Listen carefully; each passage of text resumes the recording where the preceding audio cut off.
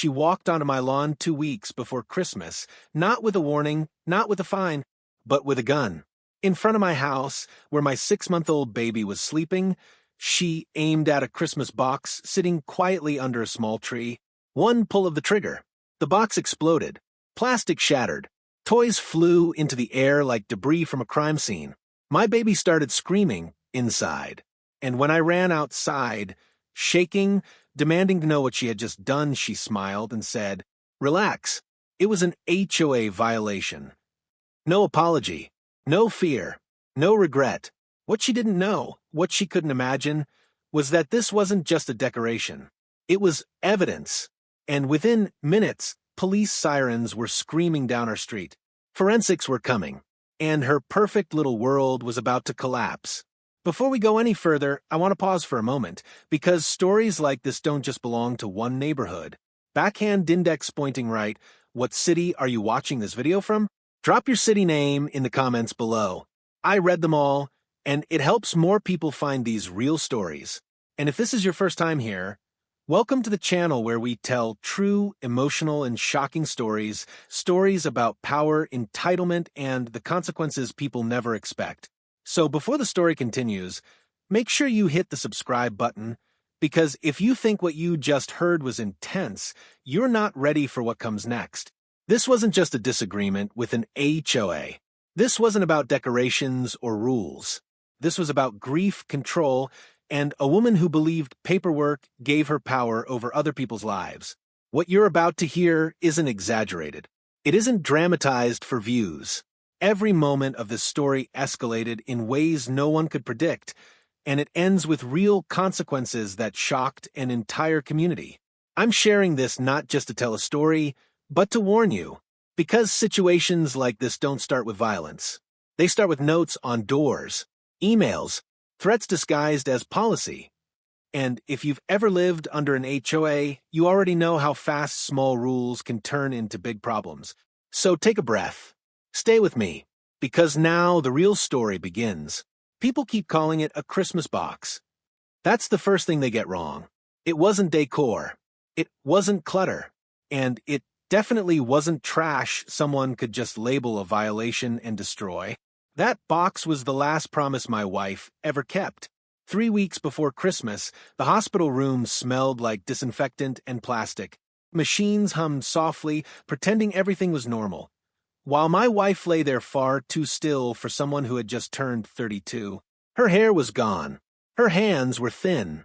But her eyes were still fighting. She asked me to lean closer because talking hurt. "I won't be here for his Christmases," she whispered. I didn't answer. I couldn't. So she squeezed my hand harder and said, "But I still want to be." That's where the box came from. Over the next few days, whenever she had strength, she wrote. Sometimes only a sentence. Sometimes a page. Letters for our son. One for every Christmas until he turns 18. Advice for school. Warnings about heartbreak. Jokes she knew would land better when he was older.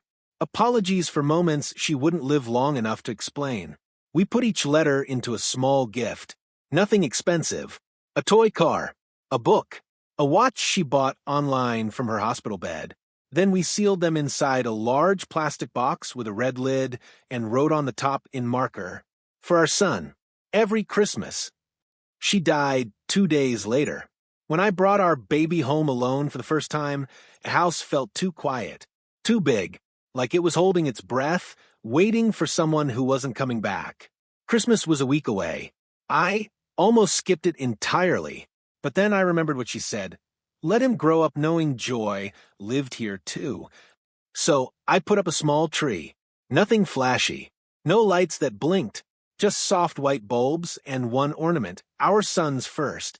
And I placed the box beneath it. Not inside. Outside. On the porch. Because grief is heavy, and I didn't want to hide it. And because my wife believed that love shouldn't be locked away behind closed doors. The first few days, neighbors passed by quietly. Some nodded. Some left cards. One woman dropped off cookies and didn't say a word, just hugged me and cried. Then Karen noticed. I didn't know her name at first. I only knew her voice. Sharp, Polite in a way that wasn't kind. Controlled. "Excuse me," she said from the sidewalk, clipboard tucked against her chest. "Is that yours?" I nodded.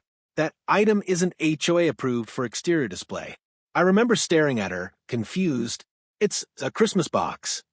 She smiled like I was slow. Seasonal items must comply with community standards. That box doesn't. I told her what it was. I told her why it was there. I told her my wife had just died. For a moment, just a fraction of a second, I thought I saw something human flicker across her face. Then it vanished. "I'm very sorry for your loss," she said smoothly. "But rules apply equally." That night, I found a laminated notice taped to my door. Notice of noncompliance, unauthorized exterior storage, container visible from street. Remove within 72 hours to avoid penalty. I crumpled it up. The next morning it was back. New copy. Fresh tape. Then came the email.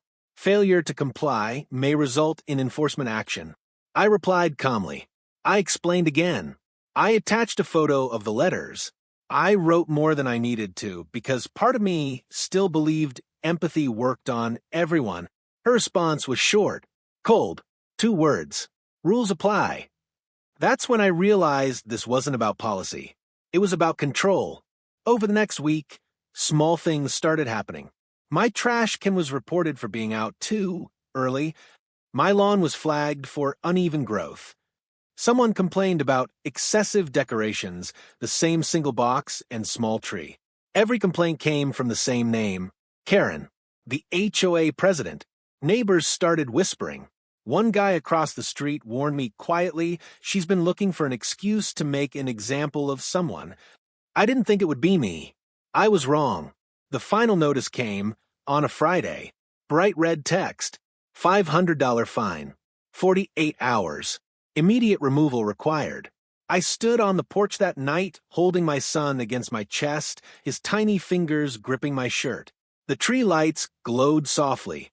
The box sat untouched, exactly where my wife wanted it. And I made a decision. I wasn't removing it. Because some things are worth more than fines. More than comfort. More than compliance. I didn't know then that this choice would end with police lights, forensic tape, and a woman in handcuffs on my lawn. But that's how it always starts. Not with a gun. With a box. And someone who couldn't stand that it didn't belong to them. After the final notice, the neighborhood felt different. Quieter, sharper, like everyone was watching, but no one wanted to be seen watching. I started noticing cars slowing down as they passed my house, curtains shifting just enough to leave a gap, phones raised, then lowered, pretending nothing was happening. Word had spread that I was the problem house. Not loud, not messy, just non-compliant. Karen didn't come by that weekend. No clipboard, no knock, no fake sympathy. And somehow, that silence was worse than the warnings. It felt intentional, like the pause before a storm. On Monday morning, I found my trash scattered across the driveway. Diapers, wrappers, empty formula cans. The lid was cracked clean off. I stood there holding my son, staring at the mess, knowing exactly what had happened. The wind hadn't done that. Animals hadn't done that. Someone wanted me to feel small. I cleaned it up without complaint. I didn't call the HOA. I didn't post online. I didn't confront anyone. Grief already drains you. You don't have energy left for battles you didn't choose. But the complaints kept coming. A notice for my mailbox being non-standard. A warning for a vehicle parked at an improper angle. A citation for lawn edging being inconsistent. Each one came with a deadline. Each one came with a fine. Each one carried Karen's signature at the bottom. I started documenting everything. Photos, dates, emails, because some part of me, the part that used to believe systems worked, knew this was going somewhere bad. Then the neighbors started talking. One woman stopped me while I was loading groceries. She kept her voice low, eyes darting toward the street. "She's furious," she whispered.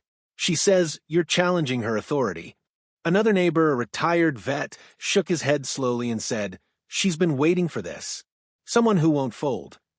That night, my phone buzzed with an unknown number. HOA, final warning. No email. No letter. Just a text. Failure to remove unauthorized item by tomorrow will result in enforcement action. Enforcement. The word stuck with me. It didn't sound like a fine anymore. It sounded like punishment. I didn't sleep that night.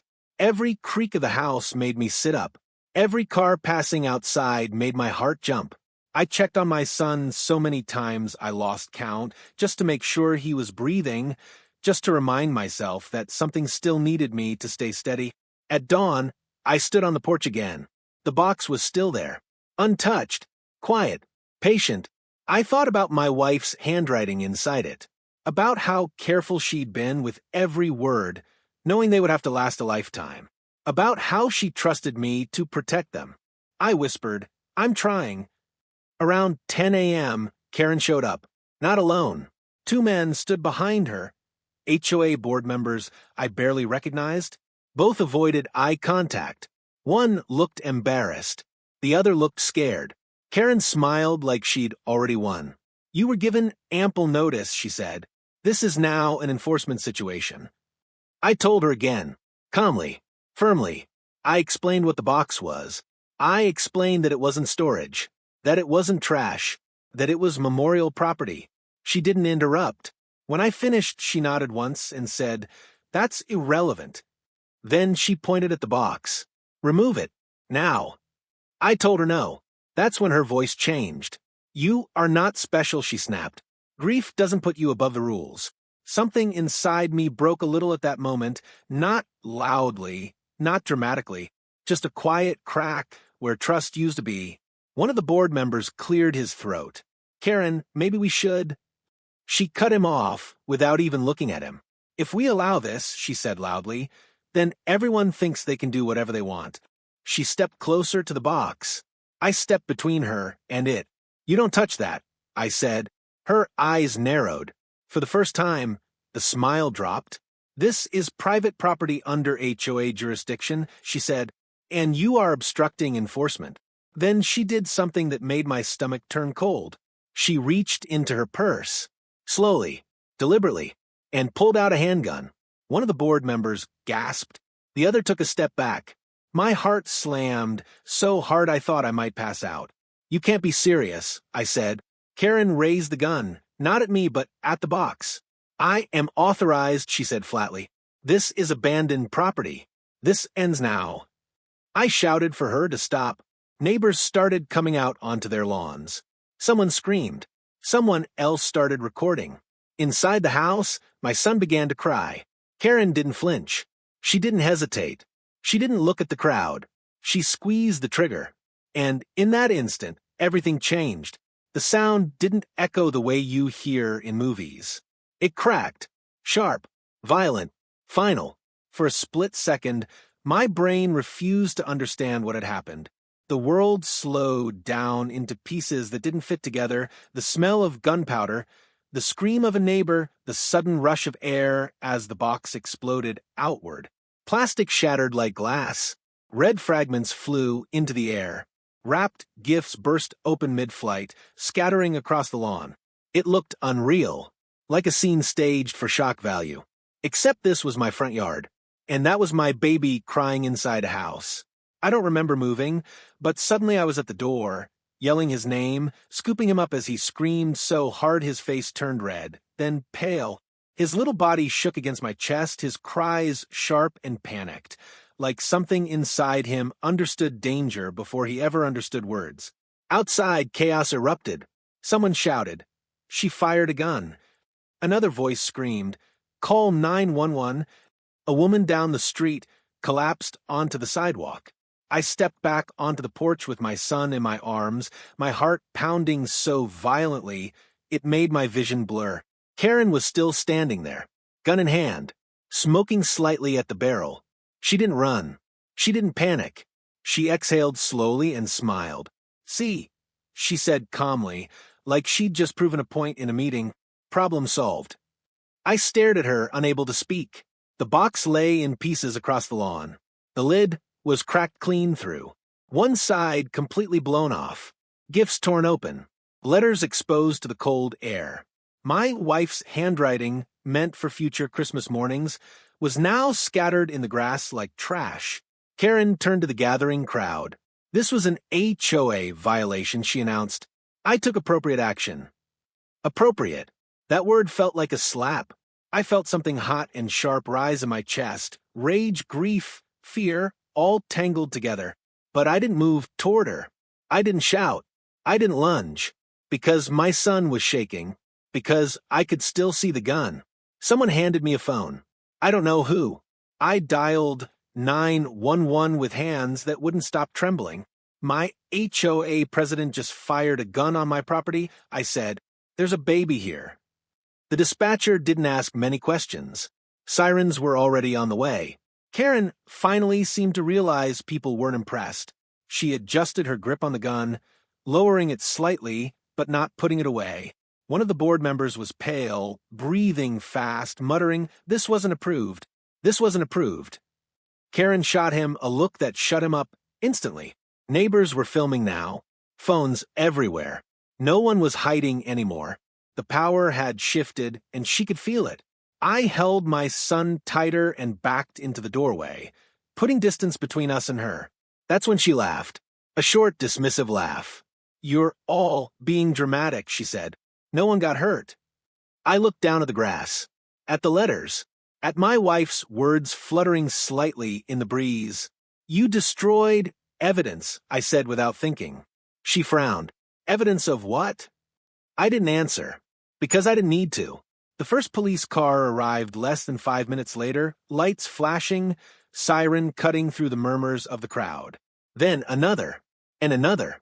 Officers jumped out, hands already near their weapons. "Gun! Drop the gun," one shouted. Karen froze. For the first time, I saw uncertainty cross her face. "I'm authorized," she said quickly. This was HOA enforcement. "Ma'am," the officer barked, "drop the weapon. Now." She hesitated just long enough to make everyone tense.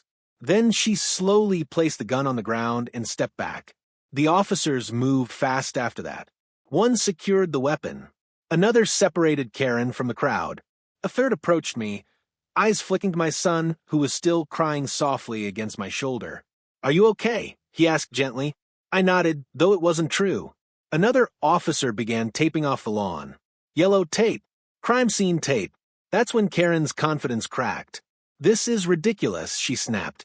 "You're making a big deal out of nothing." The officer looked down at the shattered box, the scattered letters, the fragments of plastic. "Ma'am," he said, "you discharged a firearm in a residential neighborhood." She opened her mouth to argue. Then a supervisor arrived. Then something Karen definitely hadn't expected. A forensic unit van pulled up behind the patrol cars. I heard her gasp. Forensics. White gloves. Evidence bags. Cameras clicking. An officer knelt down and carefully picked up a bullet fragment lodged in the porch railing. Another photographed the trajectory line from where Karen stood to where the box had been. Karen's voice rose, sharp and defensive. "This is unnecessary. I resolved a violation." The supervisor turned to her slowly. "What exactly did you shoot?" he asked. Karen gestured vaguely. "An abandoned container." The officer lifted a letter from the grass using tweezers. It fluttered slightly in the air. On the front, in careful handwriting, were the words, "To my son, Christmas 2033. The officer paused, then looked at me, then back at Karen. "This doesn't look abandoned," he said quietly. Around us, the neighborhood had gone completely silent. No whispers, no phones clicking. Just the sound of cameras and the beginning of consequences Karen never saw coming. Karen's confidence didn't disappear all at once. It fractured. At first, she tried to maintain control, arms crossed, chin lifted, voice tight, but steady. She kept repeating the same phrases, like they were magic words that could undo reality. "I was authorized." This was HOA enforcement. "You're overreacting." But evidence doesn't care about titles. The forensic team moved with quiet precision, stepping carefully across my lawn like it was sacred ground. White gloves snapped on. Cameras flashed. Every piece of shattered plastic was photographed, cataloged, and bagged. Karen watched, restless now. This is unnecessary, she snapped. You don't need forensics for a broken box. The supervisor didn't even look at her. He was focused on the trajectory markers being placed, thin rods that traced the bullet's path from where Karen stood to where the box had been. Straight line. Clear angle. No doubt. One of the forensic techs paused near the porch, crouching slowly. He reached under the railing and pulled out a deformed bullet fragment lodged in the wood. He held it up. Found it, he said. Karen's breath hitched. That's impossible, she said quickly. I aimed low. I was being careful. Careful. The word hung in the air like a bad joke. The supervisor turned to her for the first time since the gun had been secured. Ma'am, he said, evenly, do you understand how close this was to entering the home? Karen scoffed. I knew what I was doing. Inside me, something twisted painfully. My son was inside that home. Sleeping. Breathing. One wrong angle. One ricochet. I couldn't finish the thought. Another forensic tech approached the shattered remains of the box. He knelt carefully, almost reverently, and lifted a stack of letters using gloved hands.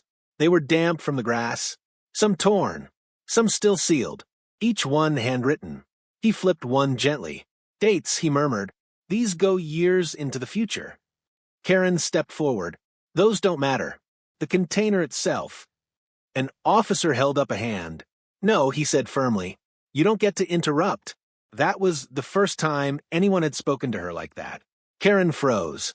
The officer continued, You discharged a firearm in a residential area. Whether you like what was in that box or not is irrelevant. She turned red. This is harassment, she snapped. I will be filing complaints. The supervisor sighed slowly, like a man who had seen this exact behavior before. Let's clarify something, he said. HOAs do not have enforcement authority involving weapons. Karen opened her mouth. He held up a document, printed, stamped, HOA bylaws. We've already spoken to your board. Her eyes flicked toward the two men who had come with her earlier. They weren't standing behind her anymore. They stood apart now, silent, ashamed. The board has confirmed, the supervisor continued, that no authorization was given for any physical enforcement, especially not involving a firearm. Karen's voice dropped. That's not what they told me. One of the board members finally spoke. We told you to issue another notice, he said quietly. You said you'd handle it. Karen spun on him. You knew what I meant. No, he replied. We didn't. The lie collapsed in real time. The forensic team continued working. They measured distances, documented casing residue, photographed my front door. One tech turned to the supervisor. Based on trajectory, the round could have entered the home if the box hadn't been positioned where it was. I felt my knees weaken. The box had protected us. Karen heard it too. For the first time, she looked scared. This is being blown out of proportion, she said, her voice wavering now. I didn't hurt anyone. The supervisor's tone hardened. You endanger child. That sentence landed like a hammer. Karen went silent. A paramedic approached me, asking if my son needed to be checked. I nodded numbly as they examined him, assuring me he was physically okay. Physically. The forensic techs finished collecting evidence. One sealed the final bag and labeled it carefully. Case: discharge of firearms/property destruction/endangerment. Karen stared at the label like she couldn't read it. This is a misunderstanding, she said weakly. I was just doing my job. The supervisor stepped closer. Your job, he said calmly, does not give you the right to terrorize a family. He nodded to an officer. Place her under arrest. The sound of handcuffs clicking shut was louder than the gunshot had been. Neighbors gasped. Phones dropped. Karen's face drained of color. You can't do this, she whispered. I'm the HOA president. The officer guided her hands behind her back. Not anymore, he replied. As she was led toward the patrol car, she turned and looked at the shattered box one last time. For the first time since I'd met her, she said nothing, and in that silence her authority finally died. The neighborhood didn't go back to normal after the police left. It couldn't. Yellow tape stayed up for hours, fluttering in the cold air like a warning sign no one could ignore. Neighbors stood in small groups, whispering, replaying the moment over and over again, trying to understand how an argument over a Christmas box turned into a crime scene. Karen sat in the back of the patrol car, hands cuffed, staring straight ahead. She didn't cry. She didn't shout. She looked stunned, like someone who had believed a story for so long that reality felt fake. That story that she was authorized was about to be torn apart piece by piece. The next day, detectives came to my house. They didn't rush me. They didn't treat me like a headline. They listened. I told them everything, from the hospital room, to the letters, to the first laminated notice on my door. I handed over emails, texts, photos, every scrap of documentation I'd been quietly collecting. One detective shook his head as he read. "She escalated fast," he said. "She escalated on purpose," I replied. Across town, the HOA board was panicking. Emergency meetings were called. Lawyers were hired. Emails flew back and forth with subject lines full of words like liability, exposure, and damage control. The board members who had stood behind Karen on my lawn now wanted distance. They released a statement claiming her actions were unauthorized and deeply concerning. But evidence doesn't disappear just because people get scared. Detectives subpoenaed HOA records, meeting minutes, internal emails, text messages, and that's when the truth came out. Karen had been warned, repeatedly. An email from the HOA's legal advisor, dated 2 weeks before the incident, explicitly stated, "Under no circumstances may HOA representatives engage in physical enforcement or involve weapons. Violations must be handled through notices and fines only." Karen replied to that email with a single sentence, "Understood." Another email, sent 3 days before the shooting, came from a board member. "This homeowner is grieving. Let's proceed cautiously." Karen's response, "If we bend the rules for him, we lose control." Control. That word appeared again and again in her messages. Control over appearances. Control over precedent. Control over people. There was no mention of safety. No concern for the baby. No empathy for loss. Just control. When detectives interviewed the board members, the story fell apart even further. One admitted that Karen had exaggerated her authority for years, intimidating residents into compliance. "She made it sound like she had powers she didn't," he said. "We didn't think she'd go this far." But she had, and now the charges were stacking up. Discharging a firearm in a residential area, reckless endangerment of a child, destruction of personal property, impersonating authority. The district attorney took the case personally. "This wasn't a mistake," he said during a press briefing. "This was a deliberate act." Local news picked it up fast. Footage from neighbors' phones aired on every station. Headlines flashed across screens. HOA president arrested after shooting Christmas display. Karen's face, once so familiar in neighborhood newsletters, was now everywhere for the wrong reasons. Her employer put her on leave within hours, then fired her. Her name disappeared from HOA documents. Her access revoked. Her position terminated unanimously. The board issued a public apology, not just to me, but to the entire community. They admitted failure, admitted negligence, admitted they had allowed one person too much unchecked power. Karen's lawyer tried to argue stress, misunderstanding, emotional exhaustion. The prosecutor wasn't interested. "She brought a loaded gun to enforce a fine," he said flatly. Meanwhile, I focused on my son, on rebuilding, on gathering the letters that had been scattered across the lawn. Some were damaged, some were torn, but most survived. I sat on the floor one night, gently drying them, smoothing creases, reading words my wife never meant me to read this early. And I cried, not because of Karen, but because grief had already taken enough, and someone had tried to take more. The civil lawsuit came next. The HOA settled. Quietly, quickly. They paid for damages, for therapy, for legal fees, for a rebuilt memorial. They didn't fight it. They knew better. As for Karen, her trial date was set, and for the first time since all of this began, she wasn't in control of the outcome anymore. Justice had taken the wheel, and it wasn't slowing down. Life doesn't snap back to normal after something like that. There's no reset button, no moment where everything suddenly feels safe again. For a long time after Karen was arrested, every loud noise made me flinch. Every knock on the door sent my heart racing. I double-checked locks. I checked windows. I checked on my son more times than I could count, just to make sure he was still breathing, still here. The neighborhood changed too. People were kinder, but quieter. Conversations felt careful, like everyone was afraid of saying the wrong thing. The HOA signs came down. Meetings were postponed. Rules that once felt suffocating suddenly seemed fragile, exposed for what they were. Words on paper that only worked when people let them. Karen's house went dark. Her lawn, once perfect, grew uneven. Mail piled up. Her name disappeared from every community document like she'd never existed at all. The trial came faster than I expected. I didn't attend every hearing. I couldn't. Sitting in that courtroom, seeing her across the room, brought back too much. The gun, the sound, the way my son screamed. But I was there the day the judge spoke. Karen stood when instructed. She looked smaller somehow, older. The confidence that once wrapped around her like armor was gone. The judge didn't raise his voice. He didn't need to.